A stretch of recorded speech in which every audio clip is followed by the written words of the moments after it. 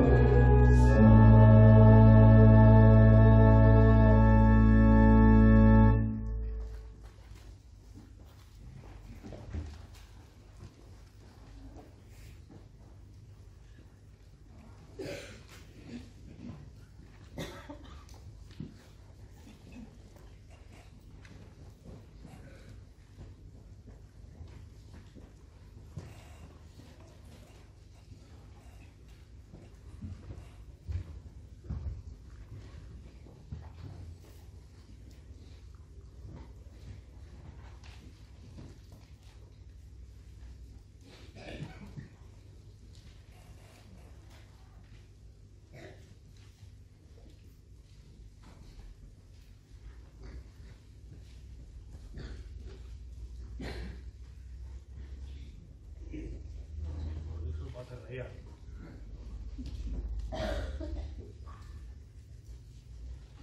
Ekskuus vir nou, is reg. Ekskuus vir daai enetjie. Geliefdes, dan is dit vir ons 'n besondere voorreg om ook in hierdie tyd wat vir ons voor lê, 'n nuwe boodskap te bring wat vir ons ook nuwe hoop gee, maar ook nuwe perspektief. Ons gaan vanoggend die woord van die Here saam lees uit 2 gedeeltes uit. Ons gaan eers saam lees daaruit Lukas 1 uit. Lukas 1 wat vir ons ook 'n baie mooi aanduiding is van hierdie ewige koninkryk wat in die Here Jesus Christus gekom het. En dan gaan ons daarna 'n kort gedeelte saam lees uit Jesaja 9 uit.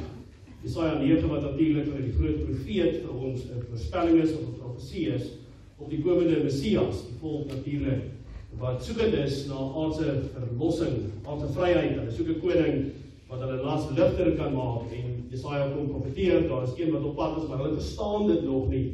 En die voorraad van die Nuwe Testament is ons kan teruglaai na die Ou Testament toe met dit wat in die Nuwe Testament reeds in vervulling gegaan het, om uiteindelik dan ook te kan sê, maar dit het gebeur. So, vandag is 'n geleentheid waar ons by mekaar kom, waar ons vir mekaar in die oë kan kyk en sê, dit het gebeur. Dan gaan ons saam lees Lukas 1, daar vanaf vers 31, en dan daarna gaan ons terugblaai na die Ou Testament toe, dan gaan ons saam lees Jesaja 9, daar 2 verse, Jesaja 9. Kom ons lees saam Lukas 1, vanaf vers 31 tot en met vers 35. Dit is die geboorte van die Here Jesus Christus wat aangekondig word en hier vanaf vers 31 lees ons soos voor. En kyk, jy sal swanger word en 'n seun baar en jy moet hom Jesus noem. Hy sal groot wees en die seun van die Allerhoogste genoem word en die Here God sal aan hom die troon van sy vader Dawid gee. En hy sal koning wees oor die huis van Jakob tot in ewigheid en aan sy koninkryk sal daar geen einde wees nie. Toe sê Maria vir die engel, hoe kan dit wees, aangesien ek geen man het nie? Die engel antwoord en sê vir haar, die Heilige Gees sal oor jou kom, en die krag van die Allerhoogste sal jou oorskadu. Daarom ook sal die Heilige wat gebore word, seun van God genoem word.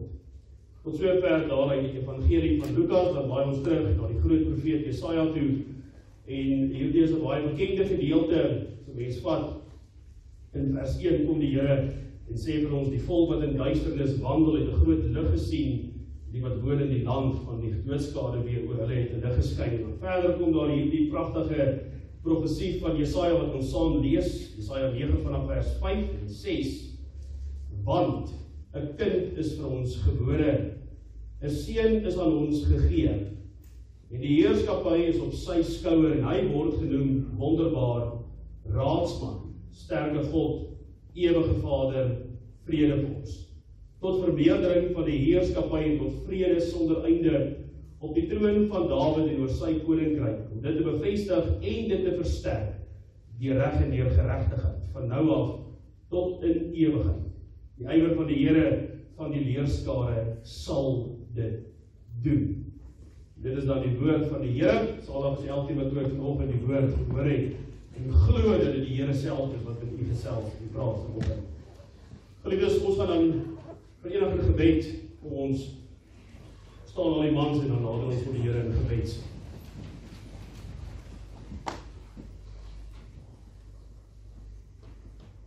Ons almagtige God en hemelse Vader, op 'n dag soos hierdie kan ons nie anders nie as om te sê baie dankie, baie dankie Here vir u goedheid, vir u guns, vir u genade en onvoorwaardelike liefde. Ons sien daar buite die waterpoele, die plasse. Ons beleef die reën, dit waarvoor ons gebid het. En ons is u ewig dankbaar daarvoor.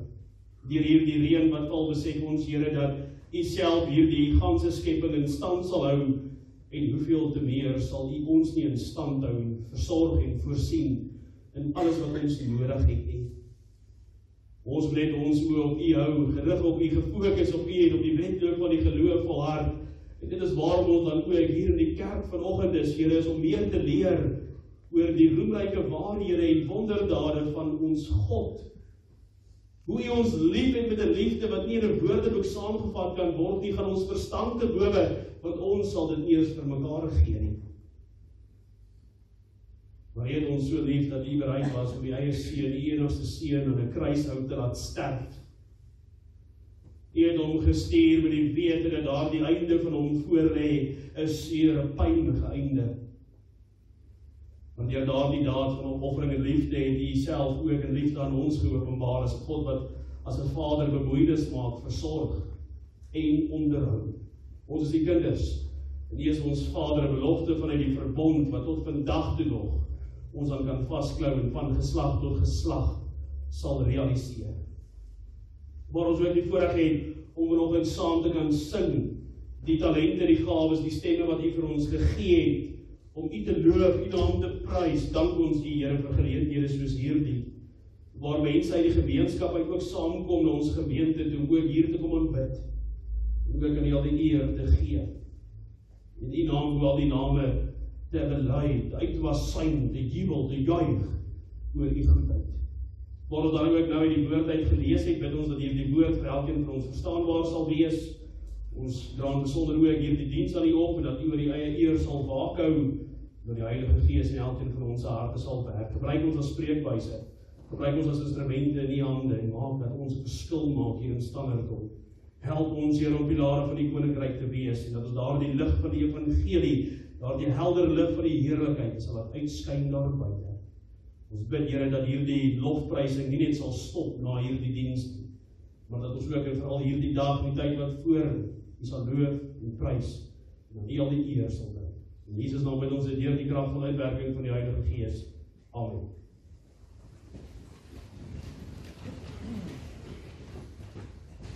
Geliefdes in ons Here Jesus Christus, daar is oomblikke in 'n mens se lewe wat 'n mens doodeenvoudig net nooit sal vergeet nie. Daar is oomblikke wat 'n mens se asem ook so gereeld wegslaan. Dalk is dit wanneer 'n mens 'n babietjie hoor huil of selfs hoor lag. Dalk is dit wanneer 'n mens gebid het vir reën en staan in die oggend op en dit is padnat. 'n Mens staan verwonderd die asem werklik weggeslaan. Daar is staaltjies wat vertel word van 'n kind se eerste woorde, wat 'n mens nou nog tongetjies oor praat, selfs as jy lag. Ons kan baie verhale en stories vertel oor mense wat baie naby aan die dood was en die Here op 'n wonderbaarlike wyse ook uitkoms gebring het, genesing gebring het. Daar is ook diegene wat se asems weggeslaan word deur God se grootheid en God se goedheid in hulle lewens. Dat sy hand sigbaar is, sy vingerafdrukke beleef en ervaar word elke dag van ons lewe. Ons ken daardie dae. Wanneer daardie dae oor ons lewenspaai kom, dan besef ons dat die lewe, dit wat ons hier vandag ook beleef, is genade en dis 'n gawe van die Here, maar saam met dit kom daar ook ongelukkig sleg. Want wanneer ons al hierdie dinge beleef, en wanneer ons asems weggeslaan word, moet ons ook weer die realiteit van hierdie lewe in die oë kyk. En hierdie tydperk en hierdie lewe waarin ons lewe is nie 'n mooi plek nie. Dis 'n plek van duisternis, dis 'n plek van boosheid, dis 'n plek van gebrokenheid, 'n plek vol pyn, maar wat hierdie asem wegslaande geleenthede vir ons bring en bied, is dat die lig van God duidelik deurskyn in ons lewens. Dis wat hy vir ons wil wees, dis wat hy vir ons wil doen, dis wat hy wil hê ons moet ervaar en ook beleef. En juist in hierdie tyd van die jaar waar ons bewus raak van allerlei Kersliedere en vakansieplanne en geskenke, raak ons as gelowiges bewus van 'n kind, 'n ongebore kind. Ja, ons kan niks anders sê nie as die kind in die krib. Die kind van wie die hemel self getuig, self bely, self versin, dit is die seun van die Allerhoogste. Kom ons luister dan vanoggend met oop harte na die lewe van ons Here Jesus Christus. Wanneer Jesaja 9 geskryf word, is Israel in 'n baie moeilike situasie. Hulle bevind hulle self in die dieptes van hulle moedeloosheid. Dit gaan sleg met die volk van die Here. Hulle land is verwoes, alles wat hulle voor lief was, is van hulle weggeneem, hulle vryheid is van hulle ontneem. Hulle beleef swaar ballingskap, swaar omstandighede. Dit gaan nie met hulle goed nie. Dinge nog erger te maak, is dit ook 'n tydperk waar die volk ver van die Here af begin wegbeweeg het. Hulle hart en hulle gedagtes en hulle behoeftes was nie by die Here gewees nie. Het ver van God af geleef. Mense kan dit saamvat deur om te sê dat hierdie konteks van die tyd waarin die volk van die Here self bevind is, soos om 'n donker, swaar kombers voor hulle te trek. Dit is wat hulle beleef, dit is wat hulle ervaar. Maar dan kom die Here, die enige en ware en lewende God, en hy kom spreek tot die volk en tot ons vanoggend deur die groot profeet Jesaja met hierdie wonderlike boodskap. 'n Boodskap wat soos lig in die duisternis na vore tree. Die Here sê daar in Jesaja 9 vers 1, die volk wat in duisternis wandel, het 'n groot lig gesien. 'n Groot lig. Dit nie 'n groot weermag met 'n klomp soldate gesien en beleef wat spoedig tot hulle redding wil kom nie. Hulle het nie 'n koning gesien wat opstaan uit die mense uit met hierdie wapens en mag om hulle te verlos en hulle las ligter te maak nie. Nergens hoor ons die klanke van 'n sterk prominente politieke leier wat na vore tree en 'n nuwe revolusie begin nie. Nee, wat ons wel van lees in die Bybel is dat hierdie lig 'n persoon is. En dan kom die ongelooflikste woorde daar in Jesaja 9 vers 5, waar Jesaja aan die volk en aan ons ook verklaar, 'n kind is vir ons gebore, 'n seun is aan ons gegee. In hierdie moeilike tyd, waarin die volk hulle self bevind, onder hierdie donker kombers van mismoed en swaar kry, kom die profeet Jesaja na hulle toe en sê vir hulle, moenie bekommerd wees nie, daar is 'n kind op pad. 'n Kind.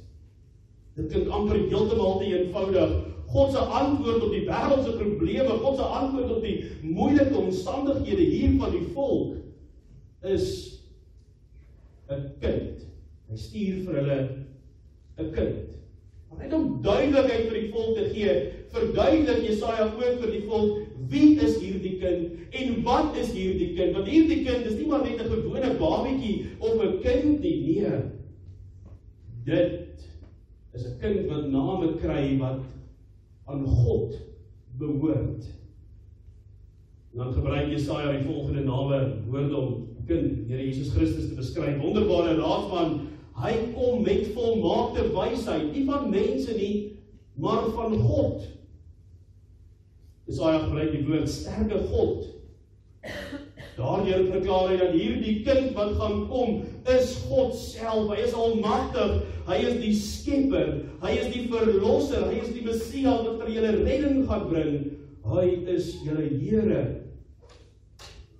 Dan noem Jesaja om die ewige Vader hierdie kind. Dit beteken dat hy van die begin af bestaan. Hy bring die vaderlike liefde en die vaderlike hart van God na die sondige mense toe, na die volk van die Here. En dan uiteindelik noem Jesaja ook hierdie kind vredevors. Vredevors, hy bring ware vrede, nie net uiterlike vrede nie, maar vrede tussen God en mens. Hy kom herstel hierdie verhouding. Hierdie gebroke verhouding wat sy uitkoms die ewige verdoemenis was, kom herstel hy dat daar vir ons ook in duisternis ware lig is. Onwankelbare lig. Maar kyk net mooi na hierdie gedeelte in Jesaja wat ons saam gelees het vanoggend. Kyk mooi na hierdie woorde en hoe spesifiek die Here dit dan opteken het. Daar staan geskrywe, 'n kind is vir ons gebore, 'n seun is vir ons gegee. En ons wat vanoggend dan nou hierdie wonderlike boodskap van Jesaja gelees het, lees dit dan ons. Daar staan nie in hierdie gedeelte wat ons saam gelees het, vir hulle nie, of vir 'n sekere gedeelte van die volk van die Here nie. In hierdie gedeelte wat ons saam gelees het, lees ons dit asof dit vir ons geskryf is. Daar staan vir ons, vir jou, persoonlik. En dan eeue later bevestig Lukas presies hierdie belofte.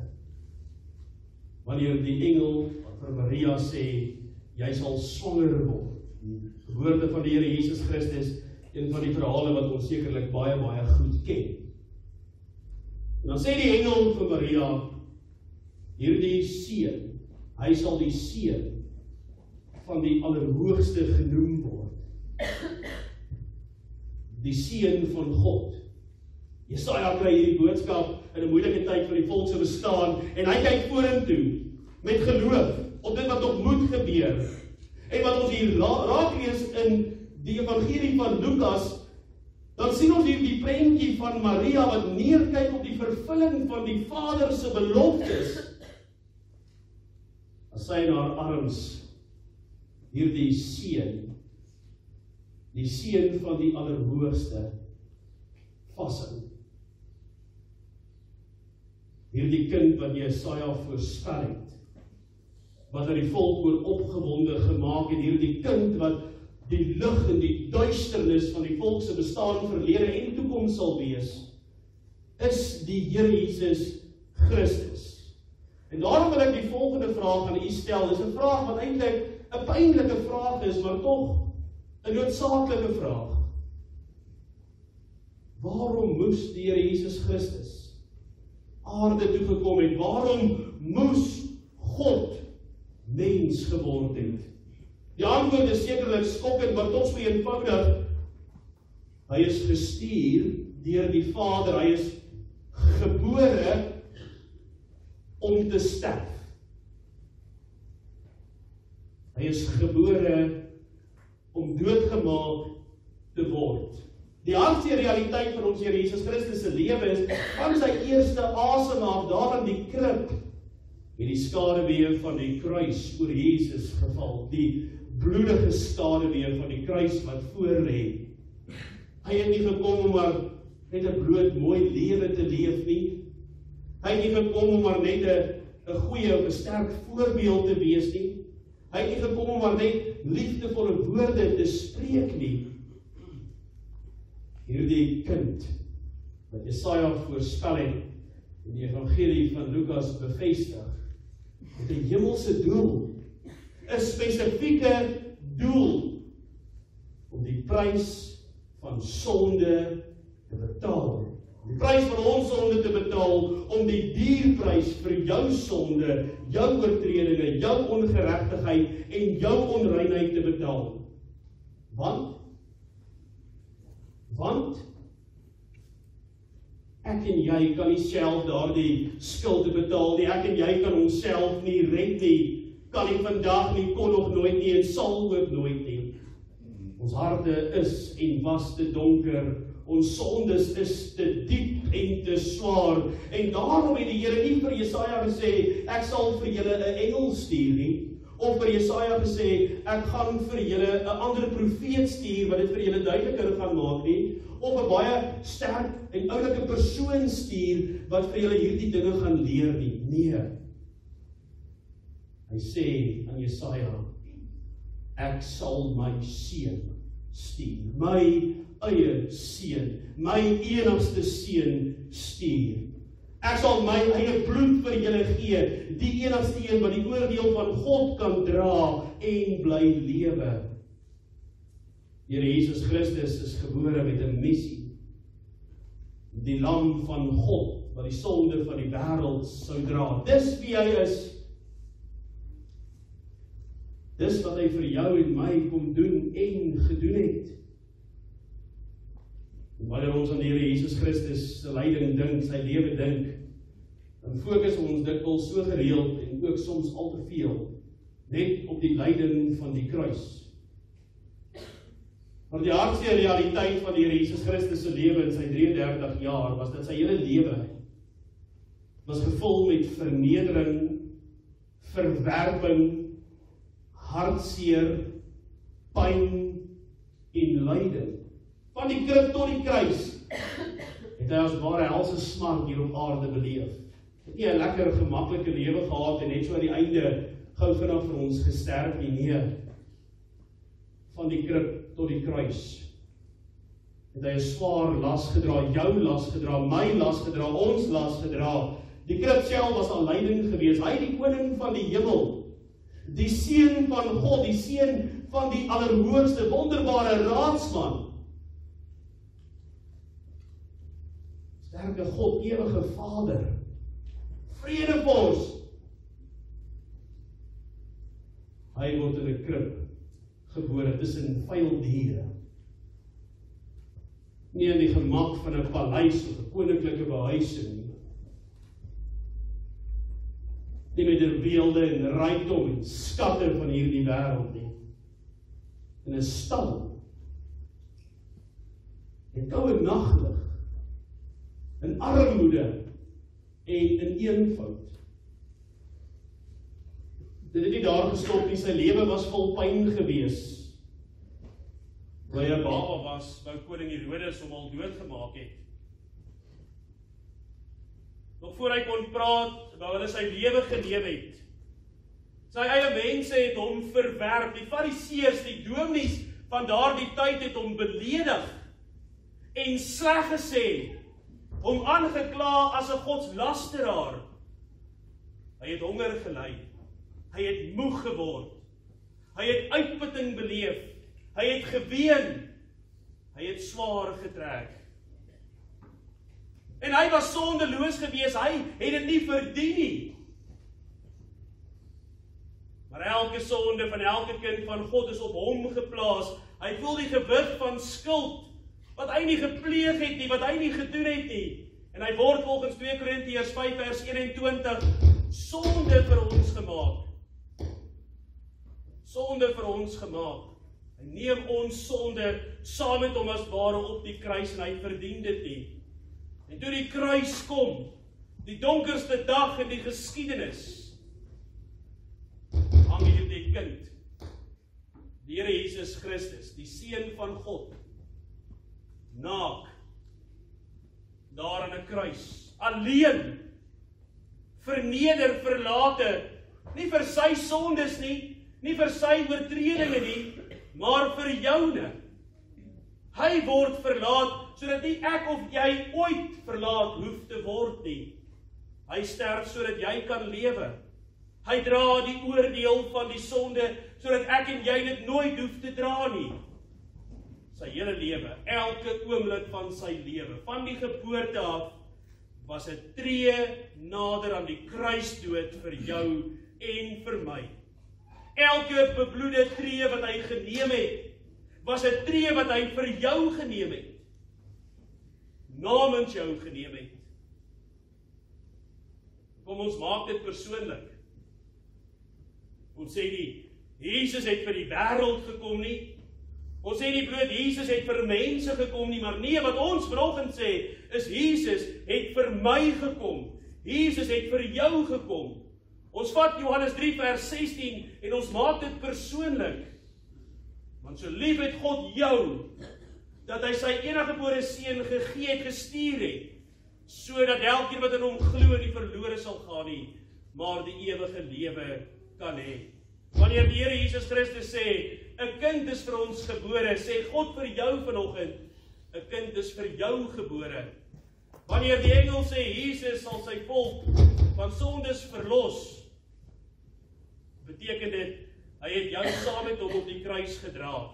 En daarom, wanneer die wêreld hierdie tyd van die jaar uitsien na dit wat voor lê, ja, lekker tye, die kos, geskenke, die vakansie, die reise, familie en tradisie, mag ons nooit, maar nooit vergeet nie.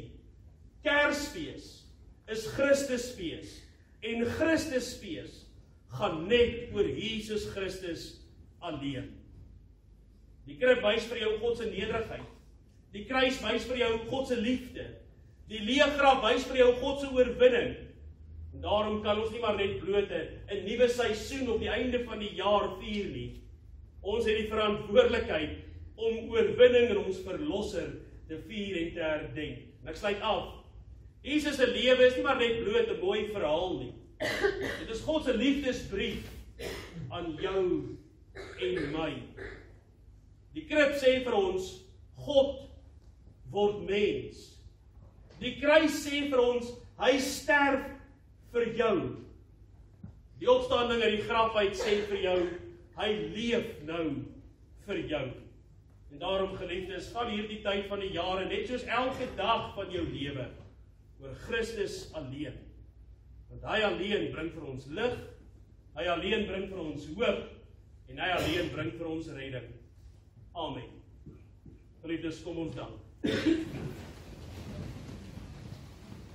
Ons almagtige God en Hemelse Vader, baie dankie vir die voorreg wat ons het, om ook vanoggend te kon aanhoor uit die profesie van die groot profeet Jesaja en die evangelie van Lukas, dat dit wat voorspel was, ook gerealiseer het, en ons het onsself kan toeëien, om te sê dat hierdie kind wat uitkoms en 'n ewige koninkryk sal bring, ook ons persoonlike verlosser en saligmaker is. Jesus Christus het in hierdie tydelike lewe sy aardse bewoning 'n slegte tyd beleef. Hy het geweet hy's gebore om te sterf en hy moes toesien hoe die mense hulle rug op hom draai, hoe hy verneder